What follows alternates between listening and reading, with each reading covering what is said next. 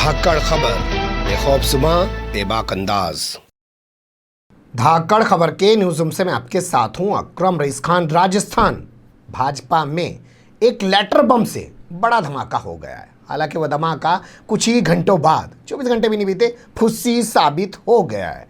लेकिन बड़ा सवाल ये कि क्या था वो लेटर बम और क्या हुआ था उससे धमाका, और क्यों भोंपू मीडिया और उसके दलाल चाटुकार दंगाई पत्रकार इस मुद्दे पर अपनी दुकान सजा के, जिसे वो डिबेट कहते हैं, चार गुर्गे मुर्गों को बैठा के बात क्यों नहीं कर रहे हैं। हम आपके सामने 4 हिस्से में पूरी खबर रखने जा रहे हैं कि क्या था वो लेटर बम धमाका, और ये लेटर बम धमाका क्या किसी खेमे बंदी यानी कि गुटबाजी की ओर भी इशारा करता है, और क्या ये पहली बार हुआ है, ये भी आपके सामने रखने की कोशिश करेंगे। क्योंकि लगातार राजस्थान में भारतीय जनता पार्टी के अंदर गुटबाजी यानी कि खेमेबंदी नजर आ रही है। किस किस के बीच वो नजर आ रही है, वो तमाम चीजों से आपको रूबरू कराएंगे। 4 हिस्से में पूरी खबर तैयार की है। चलते हैं खबर के पहले हिस्से की तरफ।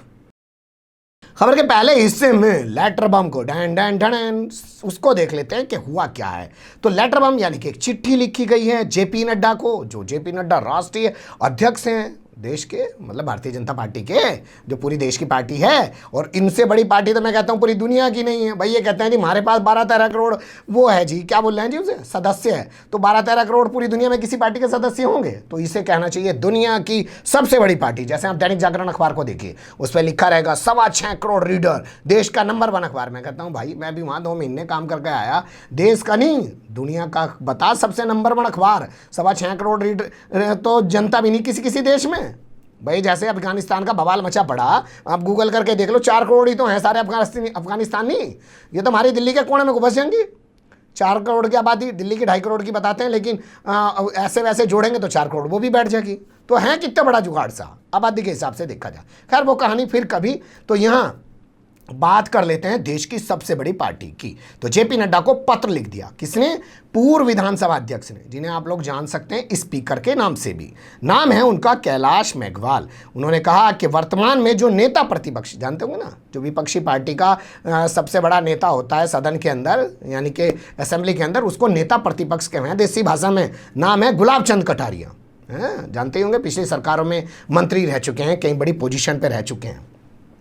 उनके खिलाफ लेटर लिख दिया जेपी नड्डा को। कहा कि इन पर भ्रष्टाचार के बहुत सारे आरोप हैं, इन्होंने महाराणा प्रताप का अपमान किया है, यही नहीं इन्होंने भगवान राम का भी अपमान किया है। ऐसे व्यक्ति को पार्टी में बने रहने का कोई महत्व नहीं है, ज़रूरत नहीं है, इसे पार्टी से बाहर निकालिए, इसके खिलाफ निंदा प्रस्ताव पास कीजिए। इतने सख्त लेटर के सामने आते मीडिया ने इस लेटर को नाम दिया मीडिया लेटर बम। लेकिन अखबारों तक ये खबर सीमित रही। भोंपू मीडिया के दलाल चाटुकार दंगाई पत्रकारों ने इस खबर को गायब कर दिया। यही नहीं, उन्होंने लेटर सभी विधायकों को भी लिखा। उन्होंने लेटर जो प्रदेश अध्यक्ष हैं सतीश पूनिया, उनको भी लिखा कि भैया सारे के सारे विधायक सतीश पूनिया के नेतृत्व में इकट्ठे हो जाओ और इकट्ठे होकर एक निंदा प्रस्ताव पास करके गुलाब चंद कटारिया को निकाल दो। भारतीय जनता पार्टी का नाश कर रहा है आदमी। ऐसे करके वो पत्र लिख दिया।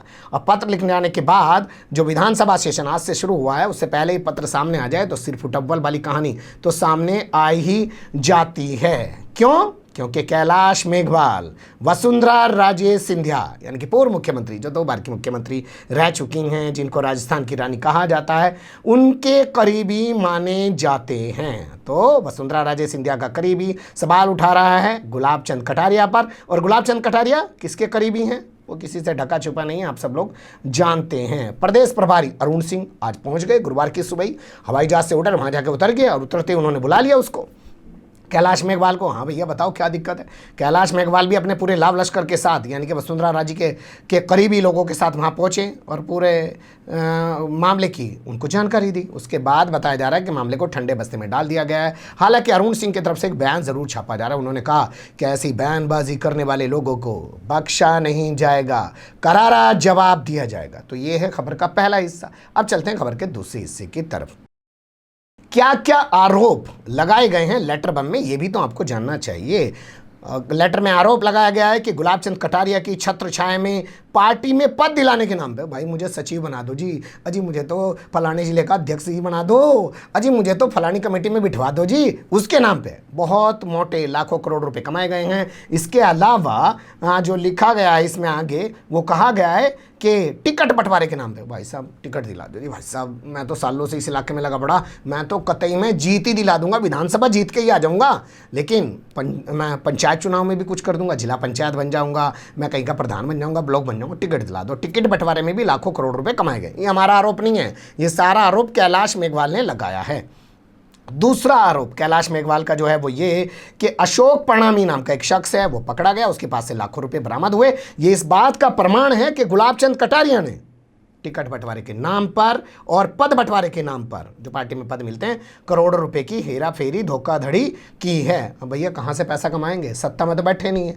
अगर कमा भी रहा गरीब आदमी तो क्या फर्क पड़ रहा है कैलाश मेघवाल को, या कैलाश मेघवाल को इसलिए बुरा लग रहा कि अकेला अकेला ही कमावे है, जाने दो, खैर इस पे उनका अंदरूनी मामला है। दूसरी चीज देख लो, मतलब तीसरी, अगर कटारिया से आरएसएस का सुरक्षा कवच हट जाए, ये लाइन बहुत डेंजर है साहब, अगर कटारिया यानी कि गुलाब चंद कटारिया के सिर पे से आरएसएस का हाथ हट जाए, आरएसएस का सुरक्षा कवच हट जाए, तो दर्जनों माई के लाल आ जाएंगे मैदान में।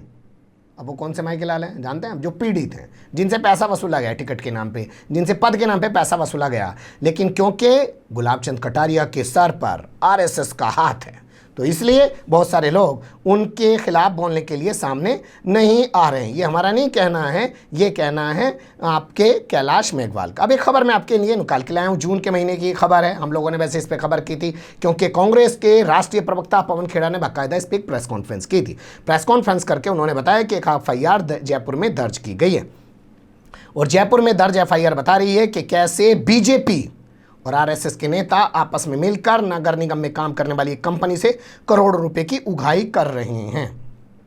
जो आरएसएस के प्रभारी हैं उनका नाम मिम्बा राम जी बताया गया था। इसके अलावा जयपुर की जो मेयर रही हैं सस्पेंड कर दिया गया था, जिनको उनके पति को भी इसमें शामिल बताया गया। सोनल गुर्जर के जो पति हैं राजा राम जी, तो राजा राम जी जो है द्वारा ये सब किया जा रहा था, बड़ा भड़ाका उन्होंने किया था। तो क्या वाकई में भारतीय जनता पार्टी के जो लोग हैं वो आकंठ भ्रष्टाचार में डूबे हुए हैं राजस्थान के अंदर?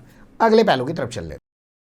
अब मुझे लगता है ये बात कर लेनी चाहिए कि आखिर गुलाब चंद कटारिया ने भगवान राम का और शिरोमणि महाराणा प्रताप का कैसे कैसे कब कब अपमान किया है, और वो अपमान का मामला इस लेटर में जो उठाया गया है आखिर उसमें कितनी सच्चाई है। तो हमने आपकी जानकारी के लिए गूगल किया तो कुछ चीज़ें हमने निकाली। 13 फरवरी की ये खबर हमारे सामने निकल के आई।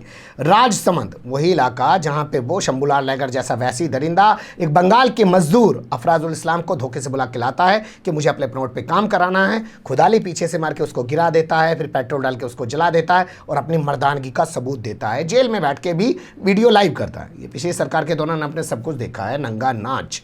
13 अप्रैल को उसी राजसमंद की घटना है। महाराणा प्रताप को लेकर गुलाब चंद कटारिया ने ना जाने क्या क्या कह दिया, जिसको लेकर जो सभा चल रही थी, जो उपचुनाव के दौरान चल रही थी, यानी कि बाई इलेक्शन के दौरान चल रही थी, उसको लेकर एक हंगामा खड़ा हो गया। दोनों पक्ष यानी कि महाराणा प्रताप पक्ष वाले लोग और जो गुलाब चंद कटारिया के समर्थक वाले लोग हैं वो आमने सामने आ गए। पुलिस ने किसी प्रकार दोनों को बचाया। अगले दिन भी इस मामले में लेकर हंगामा हुआ, माफ़ी भी मांगी गुलाब चंद कटारिया ने, लेकिन फिर भी बीजेपी यहाँ पे हार गई। ये कहना है कैलाश मेघवाल का कि इनके उस बयान की वजह से बीजेपी वहाँ पे आ रही। क्या कहा था कटारिया ने वो भी देख लीजिए। उन्होंने कहा, महाराणा प्रताप को बताया था कि जंगल में जो खबर निकल के आई है कि पागल कुत्ते की तरह जो है रोता फिरता फिरने वाला बता दिया था। तू तड़ाक से बात की थी, बताइए। हालांकि वो ये एग्जाम्पल देते हुए कांग्रेस पर हमला बोल रहे थे, लेकिन उनके बयान का मतलब कुछ और निकाला गया। उन्होंने तू तड़ाक का इस्तेमाल किया और उसको लेकर एक हंगामा खड़ा हो गया। लेकिन फिर भी बड़ी बात है भाई, इबलो बीजेपी में बना हुआ, हटाना बीजेपी से। तो इस पूरे मामले में जो है उनके खिलाफ कोई एक्शन नहीं लिया गया था। और इस दौरान जो इन्होंने बयान दिया था वहाँ पे 2 केंद्रीय मंत्री भी मौजूद थे। अब दूसरी तस्वीर आपके सामने। हाल ही में उन्होंने एक बयान दिया है। उन्होंने कहा कि अगर बीजेपी ना होती ना तो राम समुद्र में होते। इसका मतलब क्या हुआ जैसे सुप्रीम कोर्ट बीजेपी का ऑफिस हो गया है। भाई सुप्रीम कोर्ट की बदौलत ही तो राम मंदिर बन रहा है ना जी, लेकिन बीजेपी उसे कैसे प्रचारित करती है कि हमने करवा दिया। तो इसके क्या दो मतलब निकलते हैं, क्या बीजेपी के कहने पे सुप्रीम कोर्ट से फैसले आते हैं, और क्या सुप्रीम कोर्ट बीजेपी का ऑफिस बन गया है कि वहाँ बैठ के फैसले किए जा रहे हैं। लेकिन खैर बीजेपी के नेता हैं भैया, नेता प्रतिपक्ष भी हैं, कुछ भी बोल सकते हैं। ये बयान इन्होंने वल्लभ नगर में दिया था, वहाँ पे एक स्कूल का एक सामुदायिक भवन का उद्घाटन करने पहुंचे और उस दौरान उन्होंने ये बयान वहाँ पे दे दिया कि अगर बीजेपी ना होती ना जी तो राम ना कहीं समुद्र में होते। तो इस बयान को लेकर भी कैलाश मेघवाल का कहना है कि बीजेपी की बुरी किरकिरी हुई और लगातार ऐसे बयान उनके नहीं रुक रहे हैं। हाल फिलहाल में उन्होंने एक बयान ऐसा और दिया, उन्होंने कहा कांग्रेस के अंदर तो दुनिया भर की गुटबाजी है जी हैं, और तमाम जो हैं उनके अंदर झिकझिक चल रही है, तमाम लुंज पुंज उनके अंदर हो रहा है, लेकिन फिर भी बीजेपी हार गई है। बीजेपी क्यों हार रही है, इस पर उन्होंने सवाल उठाया था बीजेपी पर ही। यानी कि वो साफ कह रहे थे भैया वहाँ तो सब लोग आपस में भिड़ रहे, वो सचिन पायलट भी भिड़ रहा, अशोक गहलोत भी भिड़ रहा, और फिर भी बीजेपी हारने लग रही, क्यों कर आ रही। इस बात को लेकर उन्होंने ये कहा था। तो वो बयान भी बताया जा रहा है कि वो बीजेपी के खिलाफ बयान था। क्या पहली बार हो रहा है ऐसा, गौर कर लेते हैं अगले पहलू में। नया नहीं है, राजस्थान में बीजेपी के अंदर जो गुटबाजी का सिलसिला है वो बड़ा लंबा है, लेकिन मैं ज़्यादा लंबा ना जाते हुए कुछ दो चार चीज़ें आपके सामने रखना चाहता हूँ। जैसे आपको याद होगा पिछले साल बगावत कर दी सचिन पायलट ने, 20-22 विधायक लेके वो निकल गए, कहीं जाके छुप गए, अंडरग्राउंड हो गए। उनके वीडियो तो सामने आते रहे लेकिन वो कभी सामने नहीं है। बाद में जब वो सामने आए तो सीधे तौर पर दिल्ली पहुँच गए, राहुल गांधी प्रियंका गांधी से उन्होंने मामला निपटा दिया। अभी तक उन्हें इंतजार है मंत्रिमंडल का कब विस्तार होगा, वो हो नहीं रहा है। हो सकता है फिर से वो सिर्फ अव्वल कांग्रेस के अंदर जो चल रहा है रुका थोड़ी है, वो फिर से शुरू हो जाए, उस पर फिर बात करेंगे। लेकिन कुल मिला के बताने का मतलब ये है कि सचिन पायलट जब 20-22 विधायकों को लेकर निकल गए थे तो उसके बाद जानते हैं राजस्थान में कौन एक्टिव हुआ था सबसे ज़्यादा, केंद्रीय मंत्री गजेंद्र सिंह शेखावत। उन्होंने सबसे ज़्यादा इस मामले में बढ़ चढ़कर अपनी भूमिका निभाई थी। लग ये रहा था कि जैसे वो केंद्रीय मंत्री का पद छोड़कर मुख्यमंत्री बन जाएंगे, लेकिन वसुंधरा राजे सिंधिया ने उनकी हवा निकाल दी थी, उनके अरमानों पे पानी फेर दिया था। क्योंकि वसुंधरा राजे सिंधिया ने बता दिया कि आज भी उनसे बड़ा नेता बीजेपी का कोई नहीं है। ये आप लोग सब जानते हैं, किसी से ढका छुपा नहीं। अब दूसरी तस्वीर आपको दिखाता हूँ। 2018 में जब आम चुनाव चल रहे थे राजस्थान के अंदर, तो वहाँ एक डायलॉग बड़ी तेज़ी से उछाला जा रहा है। अच्छा, जो जुमले होते हैं वो भी तो यही लोग निकाल के लाते हैं और अपने नेताओं के खिलाफ निकाल के लाते हैं।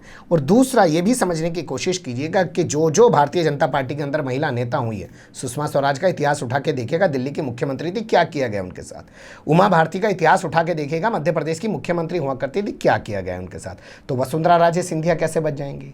चलो ये कह सकते हैं कि वसुंधरा राजे सिंधिया एक ऐसे परिवार से आती हैं जो राजघराना है वहाँ का, इसलिए वो अपने आप को यहाँ बचाए हुए हैं। और राजस्थान की राजनीति जो है वो दिल्ली से नहीं चल पाती है, दिल्ली से चलाने की कोशिश की जरूर जाती है, लेकिन इसलिए वो अपने आप को वहां बरकरार रख पाती है क्योंकि क्षेत्रवाद जो है वो वहां ज्यादा प्रभावी है।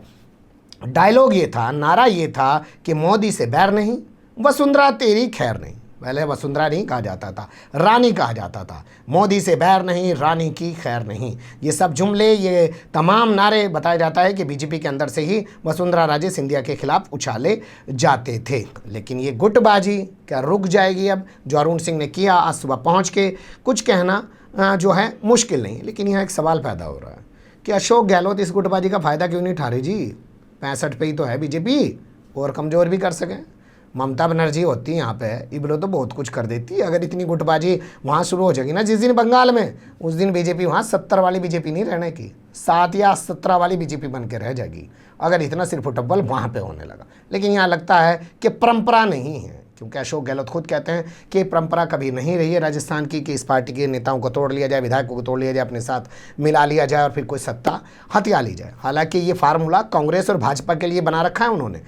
बहुजन समाज पार्टी यानी कि मायावती की जो पार्टी है, जब वो 2013 में सत्ता में आए थे तब भी उनके विधायकों को अपने साथ मिला लिया था, और अब 2018 में सत्ता में आए तो भी मायावती के तमाम विधायकों को अपने साथ मिला लिया। लेकिन उसूल की बात भाजपा और कांग्रेस के मामले में करने से वो कभी गुरेज नहीं करते। इसको आप ऐसे भी देख सकते हैं कि 5 साल तुम रहो, 5 साल हम रहे, यही इतिहास अभी तक का रहा है राजस्थान का। 2023 में क्या यही इतिहास दोहराया जाएगा या कांग्रेस रिपीट करेगी? कुछ कहा नहीं जा सकता। यहीं तक समेट लेते हैं, जो तमाम चीज़ें आगे आएंगी उनसे आपको आगे रूबरू कराएंगे। बने रहिएगा धाकड़ खबर के साथ। फिलहाल कमेंट्स के रूप में आप लोग अपनी राय दे सकते हैं, खबर को लाइक कर सकते हैं, चैनल को सब्सक्राइब कर सकते हैं, ज़्यादा से ज़्यादा हमारी खबरों को शेयर कर सकते हैं। फिर ऐसे ही किसी सुलगते हुए या उलझते मुद्दे लेकर मैं आपके सामने हूँगा हाजिर। फिलहाल अभी मुझे दें इजाज़त।